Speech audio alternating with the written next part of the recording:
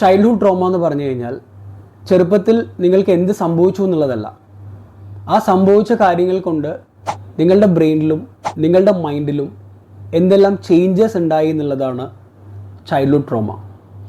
സാധാരണയായി ഈ ടോപ്പിക്ക് നിങ്ങൾ എവിടെ കേട്ടാലും ചെറുപ്പത്തിലുണ്ടായ സെക്ഷൽ അബ്യൂസോ ലൈംഗികമായിട്ടുള്ള ചൂഷണങ്ങളോ, അതുമല്ലെങ്കിൽ ചെറുപ്പത്തിൽ വലിയൊരു അപകടം കാണേണ്ടി വന്നതോ, അതുമല്ലെങ്കിൽ യുദ്ധമുള്ള സമയത്ത് ചൈൽഡ്ഹുഡ് സ്പെൻഡ് ചെയ്യേണ്ട കുട്ടികളുടെ കഥയൊക്കെ ആയിരിക്കും ചൈൽഡ്ഹുഡ് ട്രോമ എന്നുള്ള ടോപ്പിക്ക് ഡിസ്കസ് ചെയ്യുന്ന സമയത്ത് കൂടുതലായിട്ടും പറയാം.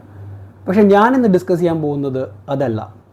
കുറച്ചുകൂടെ സൈലൻ്റ് ആയിട്ടുള്ള എന്നാൽ ചൈൽഡ്ഹുഡ് ട്രോമയായിട്ട് സിമിലർ ആയിട്ടുള്ള കുറച്ച് ഇൻസിഡൻസ് എങ്ങനെ നമ്മളുടെ ബ്രെയിനിനെ മോൾഡ് ചെയ്യുന്നു, എങ്ങനെ ആ ട്രോമ നമ്മളുടെ ക്യാരക്ടറിനെ ഷേപ്പ് ചെയ്യുന്നു എന്നുള്ളതാണ്. ചെറുപ്പത്തിൽ എപ്പോൾ നോക്കിയാലും പാരൻസ് തമ്മിലുള്ള ഫൈറ്റ്സ്, അടികൂടൽ, ഇറ്റ്സ് എ ചൈൽഡ്ഹുഡ് ട്രോമ. അതുമല്ലെങ്കിൽ സ്ഥിരമായിട്ട് മദ്യപിച്ച് വരുന്ന ഒരച്ഛൻ്റെ അട്രോസിറ്റീസ് കാണേണ്ടി വരിക, അതും ചൈൽഡ്ഹുഡ് ട്രോമയാണ്. അതുമല്ലെങ്കിൽ എത്ര നല്ല കാര്യങ്ങൾ ചെയ്താലും എന്തെല്ലാം ബെസ്റ്റായിട്ടുള്ള കാര്യങ്ങൾ പാരൻസിൻ്റെ മുന്നിൽ പ്രസൻറ്റ് ചെയ്താലും അതിനൊന്നും അപ്രിസിയേഷൻ കിട്ടാതെ ഫുൾ ടൈം ക്രിറ്റിസിസം മാത്രം, ഫുൾ ടൈം വിമർശനം മാത്രം ഫേസ് ചെയ്തുകൊണ്ടിരിക്കുന്ന ഒരു childhood, that is also equivalent to childhood trauma. ഈ ടോപ്പിക്ക് മുന്നോട്ട് കൊണ്ടുപോകുന്നതിന് മുന്നേ I want all of you to go inside the brain. മൂന്ന് പാർട്സിനെ പറ്റി ഐഡൻറ്റിഫൈ ചെയ്യുക. We will continue. Amygdala, prefrontal cortex, hippocampus. മുന്നത്തെ വീഡിയോസിലൊക്കെ പറഞ്ഞതുപോലെ അമിഗ്ല എന്ന് പറയുന്നത് നമ്മളുടെ ബ്രെയിനിൻ്റെ ഫിയർ സെൻറ്ററാണ്. പെട്ടെന്നുള്ള ഇമോഷൻസും ആങ്കറും ദേഷ്യവും സങ്കടവും എല്ലാം ഡ്രൈവ് ചെയ്യുന്നത് അമിഗ്ലയാണ്. പ്രീഫ്രോണ്ടൽ കോർട്ടെക്സ് എന്ന് പറയുന്നത് നമ്മളുടെ ബ്രെയിനിൻ്റെ CEO ആണ്. റാഷണലായി കാര്യങ്ങൾ ചിന്തിക്കാനും ലോജിക്കലായി കാര്യങ്ങളെ അനലൈസ് ചെയ്യുന്നതും പ്രീഫ്രോണ്ടൽ കോർട്ടെക്സ് ആണ്. ഹിപ്പോകാമ്പസ് എന്ന് പറയുന്നത് നമ്മളുടെ ബ്രെയിനിൻ്റെ മെമ്മറി സെൻറ്ററാണ്. എല്ലാ ഡാറ്റാസും സ്റ്റോർ ചെയ്യുന്ന അവിടെയാണ്. ചൈൽഡ്ഹുഡിൽ ഒരു ട്രോമ അനുഭവിക്കുന്ന കുട്ടിയാണെന്ന് വിചാരിക്കാം. അമിഗ്ല ആക്ടിവേറ്റ് ആവും, അമിഗ്ഡയുടെ അലാറം അടിച്ചുകൊണ്ടേയിരിക്കും. ഇങ്ങനെ സംഭവിക്കുന്ന സമയത്ത് പാരൻസ് വന്ന് കൺസോൾ ചെയ്യുന്ന സമയത്ത്, പാരൻസ് വന്ന് ആശ്വസിപ്പിക്കുന്ന സമയത്ത് അമിഗ്ല അവിടെ സൈലൻ്റായി റാഷണലായിട്ടുള്ള പ്രീഫ്രോണ്ടൽ കോർട്ടെക്സ് ബ്രെയിനിൽ ആക്ടിവേറ്റ് ആവും, കുട്ടി കരച്ചിൽ നിർത്തും. പക്ഷേ ട്രോമ മാത്രം അനുഭവിച്ചുകൊണ്ടിരിക്കുന്ന ഒരു കുട്ടിയുടെ അമിഗ്ല ഫുൾ ടൈം അലാം അടിച്ചുകൊണ്ടേയിരിക്കും.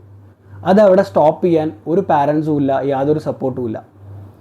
ഇങ്ങനെ സംഭവിക്കുന്ന സമയത്ത് നമ്മളുടെ ബ്രെയിനിൽ കോർട്ടിസോളിൻ്റെ അളവ് കൂടും, പ്രീഫ്രോണ്ടൽ കോർട്ടെക്സ് ഡൗൺ ആവും, ഫുൾ ടൈം സർവൈവൽ മോഡിലാവും. ഈ സർവൈവൽ മോഡിൽ തന്നെയാണ് കുട്ടിക്ക് ഒരുപാട് കാലം ജീവിക്കേണ്ടി വരുന്നതെങ്കിൽ ആ ചൈൽഡ്ഹുഡ് ട്രോമ കാരണം കുട്ടിയുടെ ക്യാരക്ടറിൽ ഒരുപാട് മാറ്റങ്ങൾ സംഭവിക്കും.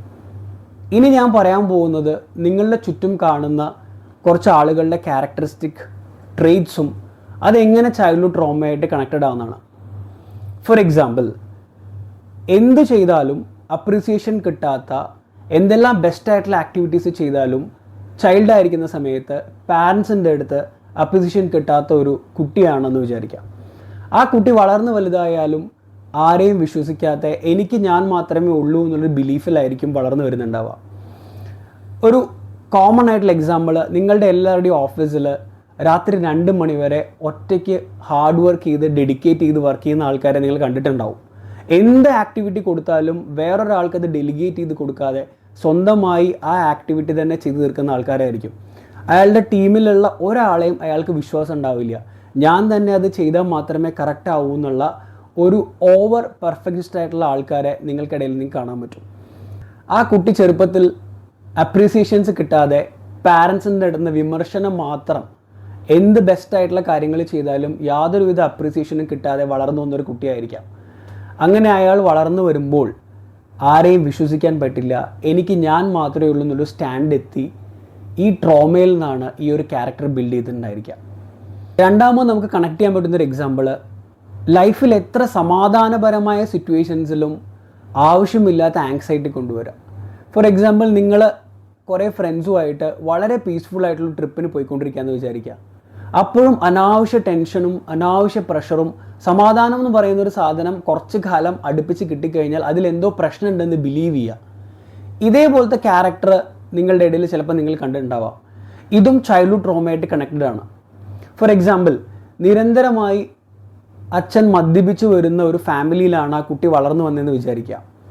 എല്ലാ ദിവസവും അച്ഛൻ വീട്ടിൽ വരുന്നു, വഴക്കുണ്ടാക്കുന്നു. സമാധാനം എന്ന് പറയുന്നത് കുട്ടിയുടെ ബ്രെയിനിന് പരിചയമല്ല. ചില ദിവസങ്ങളിൽ അച്ഛൻ മദ്യപിക്കാതെ വരുന്നു, സമാധാനം കിട്ടുന്നു. പക്ഷേ ആ കുട്ടിക്ക് സ്റ്റിൽ അറിയാം 2-3 ദിവസം കഴിഞ്ഞാൽ എൻ്റെ സമാധാനം വീണ്ടും പോവും, അച്ഛൻ വീണ്ടും മദ്യപിച്ച് വരും എന്നുള്ളത്. ഇങ്ങനെ ഒരു ചുറ്റുപാടിലും സാഹചര്യത്തിലും വളർന്നു വന്ന ഒരാൾക്ക് സമാധാനം എന്ന് പറയുന്ന ഒരു ഫീലിംഗ് ചെറുപ്പം മുതലേ പരിചയമില്ല.